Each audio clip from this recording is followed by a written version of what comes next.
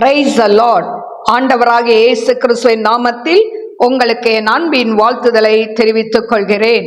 எனக்கு அருமையான தேவ பிள்ளைகளே, ஒவ்வொரு நாளும் இந்த யூடியூப் மூலம் உங்களை சந்திப்பதில் நான் மிகுந்த மகிழ்ச்சி அடைகிறேன். இந்த ஆடியோவை நீங்கள் கேட்டு தேவ ஆசீர்வாதத்தை பெறுவது மட்டுமன்றி, உங்களுக்கு அறிமுகமானவர்கள், உங்கள் நண்பர்கள், உங்கள் உறவினர்களுக்கும் இந்த ஆடியோவை அனுப்பி தேவனுடைய நாமத்தை மகிமைப்படுத்தும்படி உங்களை அன்புடன் கேட்டுக்கொள்கிறேன். இந்த நாளிலும் எஸ்றா 3ஆம் அதிகாரம் 1 வசனம். இஸ்ரவேல் புத்திரர் பட்டணங்களிலே குடியேறி 7ஆம் மாதமான போது ஜனங்கள் ஏகோபித்து எருசலேமிலே கூடினார்கள். அப்பொழுது யோசதாக்கின் குமாரனாகிய யெசுவாவும் அவன் சகோதரராகிய ஆசாரியரும் செயல்தியேலின் குமாரனாகிய செருபாபேலும் அவன் சகோதரரும் எழும்பி தேவனுடைய மனிதனாகிய மோசேயின் நியாயப்பிரமாணத்தில் எழுதியிருக்கிறபடி சர்வாங்க தகனங்களை பலியிடும்படிக்கு இஸ்ரவேலுடைய தேவனின் பலிபீடத்தை கட்டினார்கள். அவர்கள் அத்தேசத்தின் ஜனங்களுக்கு பயந்ததினால் பலிபீடத்தை அதன் ஆதாரங்களின் மேல் ஸ்தாபித்து அதன் மேல் அவர்கள் கர்த்தருக்கு அந்தி சந்தி சர்வாங்க தகன பலிகளை செலுத்தினார்கள். எழுதியிருக்கிறபடியே அவர்கள் கூடார பண்டிகையை ஆசரித்து நித்திய நியமத்தின்படியும் அன்றாடக கணக்கின்படியும் ஒவ்வொரு நாளிலும் பலியிட்டார்கள். அதற்கு பின்பு நித்தமும் மாத பிறப்புகளிலும் கர்த்தருடைய சகல பரிசுத்த பண்டிகைகளிலும் செலுத்தும் சர்வாங்க தகன பலியையும் கர்த்தருக்கு அவரவர் செலுத்தும் உற்சாக பலியையும் செலுத்தினார்கள். 7ஆம் மாதம் 1 தேதியில் கர்த்தருக்கு சர்வாங்க தகன பலிகளை செலுத்த தொடங்கினார்கள். ஆனாலும் கர்த்தருடைய ஆலயத்தின் அஸ்திபாரம் இன்னும் போடப்படவில்லை. அப்பொழுது பெர்சியாவின் ராஜாவாகிய கோரேஸ் தங்களுக்கு பிறப்பித்த உத்தரவின்படியே அவர்கள் கல் தச்சருக்கும் பணத்தையும் லீபனோனில் இருந்து கேதுரு மரங்களை சமுத்திர வழியாய் யோபா மட்டும் கொண்டு வர சீதோனியருக்கும் தீரியருக்கும் போஜன பானத்தையும் எண்ணெயையும் கொடுத்தார்கள். அவர்கள் எருசலேமில் உள்ள தேவனுடைய ஆலயத்திற்கு வந்த 2ஆம் வருஷம் 2ஆம் மாதத்திலே செயல்தியேலின் குமாரனாகிய செருபாபேலும் யோசதாக்கின் குமாரனாகிய யெசுவாவும் மற்றுமுள்ள அவர்கள் சகோதரராகிய ஆசாரியரும் லேவியரும் சிறையிருப்பிலிருந்து எருசலேமுக்கு வந்த அனைவரும் ஆரம்பம் செய்து 20 வயது முதல் அதற்கு மேற்பட்ட லேவியரை கர்த்தருடைய ஆலயத்தின் வேலையை நடத்தும்படி வைத்தார்கள். அப்படியே தேவனுடைய ஆலயத்தின் வேலையை செய்கிறவர்களை நடத்தும்படி யெசுவாவும் அவன் குமாரரும் சகோதரரும் கத்திமேலும் அவன் குமாரரும் யூதாவின் குமாரரும் எனதாத்தின் குமாரரும் அவர்கள் சகோதரராகிய லேவியரும் ஒருமனப்பட்டு நின்றார்கள். சிற்பாசாரிகள் கர்த்தருடைய ஆலயத்திற்கு அஸ்திபாரம் போடுகிற போது இஸ்ரவேல் ராஜாவாகிய தாவீதுடைய கட்டளையின்படியே கர்த்தரை துதிக்கும்படிக்கு வஸ்திரங்கள் தரிக்கப்பட்டு பூரிகைகளை ஊதுகிற ஆசாரியரையும் தாளங்களை கொட்டுகிற ஆசாபின் குமாரராகிய லேவியரையும் நிறுத்தினார்கள். கர்த்தர் நல்லவர், இஸ்ரவேலின் மேல் அவருடைய கிருபை என்றும் உள்ளது என்று அவரை புகழ்ந்து துதிக்கையில் மாறி மாறி பாடினார்கள். கர்த்தரை துதிக்கையில் ஜனங்கள் எல்லாரும் கர்த்தருடைய ஆலயத்தின் அஸ்திபாரம் போடப்படுகிறதின் நிமித்தம் மகா கம்பீரமாய் ஆரவாரித்தார்கள். முந்தின ஆலயத்தை கண்டிருந்த முதிர் வயதான ஆசாரியரிலும் லேவியரிலும் பிதாக்கள் வம்சங்களின் தலைவரிலும் அநேகர் இந்த ஆலயத்துக்கு தங்கள் கண்களுக்கு முன்பாக அஸ்திபாரம் போடப்படுகிறதை கண்டபோது மகா சத்தமிட்டு அழுதார்கள். வேறே அநேகம் பேரோ கம்பீர சந்தோஷமாய் ஆர்ப்பரித்தார்கள். ஜனங்கள் மகா கம்பீரமாய் ஆர்ப்பரிக்கிறதினால் அவர்கள் சத்தம் வெகு தூரம் கேட்கப்பட்டது. ஆனாலும் சந்தோஷ ஆரவாரத்தின் சத்தம் இன்னதென்றும் ஜனங்களுடைய அழுகையின் சத்தம் இன்னதென்றும் பகுத்தறிய கூடாதிருந்தது.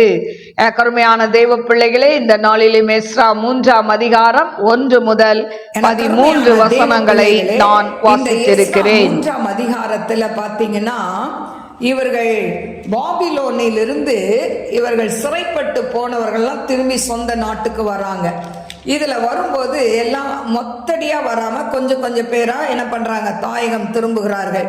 இப்படி செருபாபேலோடு நாடு திரும்பியவர்கள் மொத்தம் பார்த்தீங்கன்னா 42,360 பேர் என்று சொல்லப்பட்டிருக்கிறது.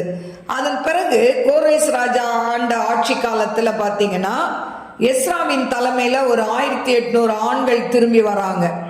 திரும்ப அர்த்தசஷ்டா ராஜா காலத்திலையும் கொஞ்சம் பேர் தாயகம் திரும்புறாங்க. அதன் பிறகு நெகேமியாவோடு கூட ஒரு சிறு கூட்ட யூதர்களும் நாடு திரும்பினார்கள் என்று சொல்லப்பட்டிருக்கிறது. எனக்கு அருமையான தேவ பிள்ளைகளே, இப்படி கொஞ்சம் கொஞ்சமா இவர்கள் என்ன பண்றாங்க, அவர்கள் தாயகம் திரும்பினார்கள். இப்போ இப்படி இந்த இஸ்ரவேல் ஜனங்கள் எல்லாரும் பார்த்தீங்கன்னா தங்கள் தாயகம் திரும்பி வந்த பிறகு இப்போ ஆண்டவருக்கு பலி செலுத்தணும்னு சொல்லி இவர்கள் தீர்மானிக்கிறார்கள். அப்போ பார்த்தீங்கன்னா செருபாபேல் தலைமையில அந்த அதாவது பலிபீடத்தை கட்டுகிறதை நாம் பார்க்கிறோம். எனக்கு அருமையான தேவ பிள்ளைகளே, இப்போ செருபாபேல் என்று சொன்னால் பாபிலோனின் தளிர் என்று அர்த்தம். பாபிலோனின் தளிர் அப்படின்னு அந்த செருபாபேல் அந்த வார்த்தைக்கு அர்த்தம் சொல்லப்பட்டிருக்கிறது. எனக்கு அருமையான தேவ பிள்ளைகளே, இப்போ பாபிலோன் சிறையிருப்பிலிருந்து நாடு திரும்பின ஒரு அதாவது இந்த நாடு திரும்பினவர்களை ஒரு குழுவாய் அமைத்து அந்த குழுவுக்கு இந்த செருபாபேல் தலைமையேற்று நடத்துகிறதை நாம் பார்க்கிறோம். இப்போ இப்படி திரும்பி வந்தவங்கலாம் ஒரு பலிபீடம் அமைத்து இவங்க ஒழுங்கா பலி செலுத்துறதுக்கு இந்த செருபாபேல் அவர் உதவி செய்தார், ஏற்பாடு செய்தார் என்று சொல்லப்பட்டிருக்கிறது. அது மட்டுமல்ல, இந்த தேவாலயத்திற்கு அஸ்திபாரம் போடுவதற்கு, ஆலய பணிகளை கவனிக்கிறதற்கு 20 வயது முதல் அதற்கு மேற்பட்டவர்களை நியமித்து தகுதியானவர்களை அந்த அதாவது ஆலய பணியில் நிறுத்துகிறதை நாம் பார்க்கலாம். எனக்கு அருமையான தேவ பிள்ளைகளே, அது மட்டுமல்ல, அதாவது 16 ஆண்டுகள் அதாவது இந்த வேலையெல்லாம் தடைப்பட்டிருந்தது. ஆனா அதன் பிறகு அந்த தீர்க்கதரிசி சொன்ன வார்த்தை நிமித்தம் செருபாபேல் தைரியம் அடைந்து அவர் மீண்டும் விசுவாசத்தோட இந்த பணியை தொடங்கினார். அதாவது தொழுகைக்கு முக்கியத்துவம் கொடுக்க ஆரம்பித்தார் என்று சொல்லி நாம் பார்க்கிறோம். எனக்கு அருமையான தேவ பிள்ளைகளே, அது மட்டுமல்ல, ஆண்டவருடைய பெரிதான தேவனுடைய பெரிதான கிருபையினால அதை கட்டி முடிக்கும்படியாய் தேவன் செருபாபேலுக்கு அனுக்கிரகம் செய்தார். இப்போ இந்த செருபாபேலுடைய அதாவது தந்தை பெயர் என்ன அப்படின்னா, அவங்க அப்பா பேரு செயல்தியேல் அப்படின்னு பெயர். இப்போ இந்த செருபாபேல் சோர்ந்து போன நேரத்துல எல்லாம் இவனுக்கு உற்சாகமூட்டிய தீர்க்கதரிசிகள் யார் என்று சொன்னால் ஆகாய், சகரியா என்று சொல்லப்பட்டிருக்கிறது. எனக்கு அருமையான தேவ பிள்ளைகளே, இப்போ இந்த செருபாபேல் தலைமையில 50 ஆண்டுகள் என்ன பண்ணப்பட்டதாம், இது அதாவது இந்த கட்டப்படாம இருந்ததாம். 50 ஆண்டுகள் தேவாலயம் பாழாக்கப்பட்டு 50 ஆண்டுகள் கழித்து மீண்டும் மறுபடியும் என்ன பண்றாங்க, ஒரு பலிபீடத்தை கட்டி தேவனை தொழுது கொள்கிறார்கள். பலிபீடத்தை கட்டி தேவனை தொழுது கொண்ட பிறகு அவர்கள் என்ன பண்றாங்க, அந்த தேவாலயத்துக்கு அஸ்திபாரம் போட ஆரம்பிக்கிறாங்க. இப்படி அஸ்திபாரம் போடும் பொழுது பாடகர் குழுவை எல்லாம் நிறுத்தி அதற்கு ஒழுங்குபடுத்தி கர்த்தர் நல்லவர், அவர் கிருபை என்றும் உள்ளது என்று சொல்லி அவர்கள் பாடும் பொழுது எல்லாரும் என்ன பண்ணாங்களாம், ஜனங்கள் ஆர்ப்பரித்தார்கள் என்று சொல்லப்பட்டு இருக்கிறது. எனக்கு அருமையான தேவ பிள்ளைகளை, மகா சத்தத்தோட ஆர்ப்பரித்தார்களாம். அதுல வயதானவர்கள், மூப்பர்கள் என்ன பண்ணாங்களாம், இந்த தேவாலயத்துக்கு அஸ்திபாரம் போடும்போது அவங்கெல்லாம் சத்தமிட்டு அழுதார்களாம். ஏன் அழுதார்கள், நம்ம கண் இருக்கும் போதே மறுபடி ஆலயம் அஸ்திபாரம் போடப்படுகிறதே, 50 வருஷம் பாழாய் கிடந்ததே, இப்போ மறுபடி ஆலயம் அஸ்திபாரம் போடப்படுகிறதே என்று சொல்லி ஆண்டவருக்கு நன்றி சொல்லி அவர்கள் அழுதார்களாம். எனக்கு அருமையான தேவ பிள்ளைகளே, இந்த இவர்கள் போடுற இந்த கூக்குரல் பல மைல் தூரத்துக்கு கேட்கப்பட்டது என்று சொல்லப்பட்டிருக்கிறது. ஆனா இவங்க அழுகையின் சத்தம், இந்த ஆர்ப்பரிப்பின் சத்தம் என்னதென்று கண்டுபிடிக்க முடியாதபடி இருந்தது என்று சொல்லப்பட்டிருக்கு. எனக்கு அருமையான தேவ பிள்ளைகளே, ஆண்டவர் நம் வாழ்க்கையில நன்மை செய்தால் ஒரு பக்கம் ஆர்ப்பரிப்பு வரும் நமக்குள்ள. ஐயோ, ஆண்டவர் எனக்கு நான் ஜெபித்த இந்த ஜெபத்தை கேட்டார், எனக்கு அற்புதம் செய்தார் என்று சொல்லி நாம் ஆரவாரம் பண்ணுவோம். ஆனால் அதே சமயத்துல இன்னொரு பக்கம் இந்த அழுகை ஏன் வருதுன்னா, ஆண்டவரே எங்க ஜெபத்தை கேட்டீங்களேப்பா, ஒன்றுக்கு உதவாத என் ஜெபத்தை கேட்டீங்களே டாடி, ஆண்டவரே எவ்வளவு பெரிய அற்புதத்தை செய்திருக்கிறீங்க அப்படின்னு சொல்லும் போது நம்மை அறியாத கண்கள்ல கண்ணீர் வரும். இது என்ன தெரியுமா? ஆண்டவருக்கு நன்றி சொல்லுதல் என்ற அர்த்தம். அந்த கண்ணீர், ஆண்டவருக்கு கண்ணீர் சிந்தி, ஆண்டவரே நீங்க செய்த நன்மைகளுக்காய் நன்றி என்று நாம் சொல்ல பழக வேண்டும். அதை தான் அந்த இடத்துல அவர்கள் செய்கிறார்கள், ஆர்ப்பரிக்கிறார்கள், அழுகிறார்கள்.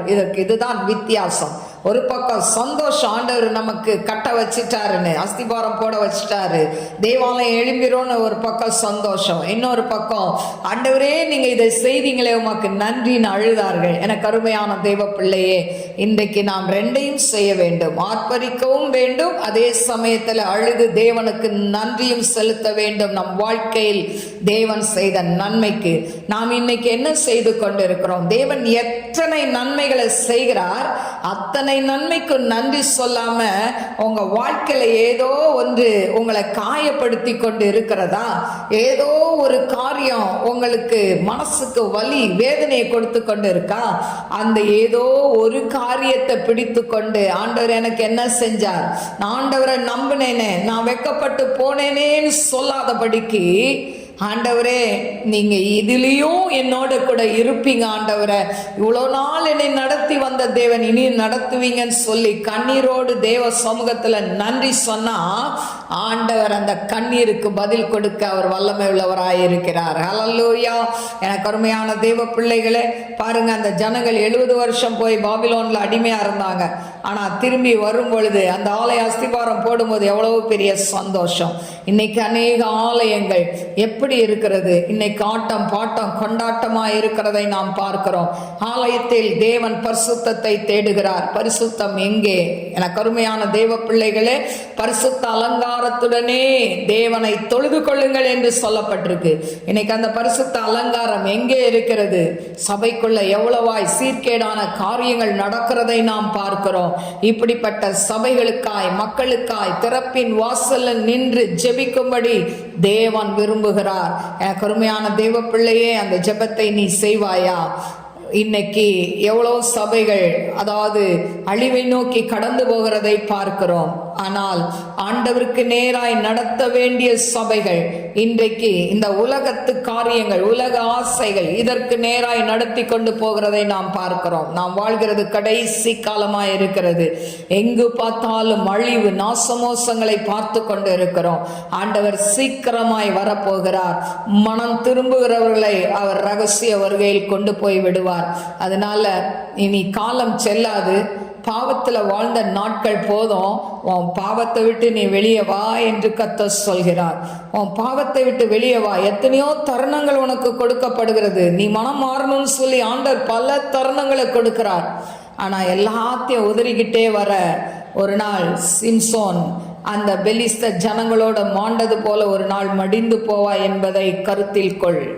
ஆண்டவர் எச்சரிப்பின் சத்தமாய் இதை உனக்கு பேசிக்கொண்டு இருக்கிறார். யாரா இருந்தாலும் உங்க மனதுல இப்போ நீங்க குத்தப்பட்டீர்கள் என்று சொன்னால், எந்த பாவத்துல, எந்த விபச்சார பாவத்துல, வேசித்தனத்துல அடிமைப்பட்டு இருக்கிறீங்களோ அதுல இருந்து வெளியே வாங்க. கர்த்தர் உங்களை ஆசீர்வதிப்பார். கண்களை மூடி நாம் ஜெபிப்போம். ஸ்தோத்திரிக்கிறேன் ஆண்டவரே, மகா பரிசுத்தமுள்ள நல்ல தகப்பனே, நந்தியோடு ஸ்துதிக்கரபர தீரபா லபூரியம் தரல அக்கர்பியா தரைக்கரபல வரபா கரபா. ஆண்டவரே நீர் கிருபையா இறங்குங்கப்பா. ஆண்டவரே செருபாபேல் தலைமையில மறுபடியும் ஆண்டவரே ஆலயம் அஸ்திபாரம் போடப்பட்டது போல இந்த நாட்களிலே ஆண்டவரே நீங்களே ஆலயம் என்று சொல்லி இருக்கிறீங்க. இந்த ஆலயத்தை கெடுத்தால் நான் அவனை கெடுப்பேன் என்று சொல்லி இருக்கிறீங்க. ஆண்டவரே இன்னைக்கு ஆண்டவரே அப்பா இந்த ஆலயத்தை கெடுத்து ஆண்டவரே அப்பா குடியிலையும் போதையிலையும் கஞ்சாலையும் ஆண்டவரே அப்பா தகப்பனை விபச்சார பாவத்திலே வேசித்தனத்திலேயும் ஆண்டவரே தங்கள் சரீரத்தை கெடுத்து நாசமாக்கி கொண்டு இருக்கிற ஒவ்வொரு நபர்களையும் தொடுவீராக டாடி, தொடுவீராக. ரிபா ரபோலா கர்பியா தரை கரபா. உங்க நாமத்தை மாத்திரம் மகிமைப்படுத்துங்க. ஆவியாண்ட கரத்துல தாழ்த்தி ஒப்பு கொடுக்கிறேன். நீரை பொறுப்பெடுத்து வழி நடத்தும். இயேசுவின் நாமத்தில் கேட்கிறேன் பிதாவே, ஆமென். God bless you. God bless you.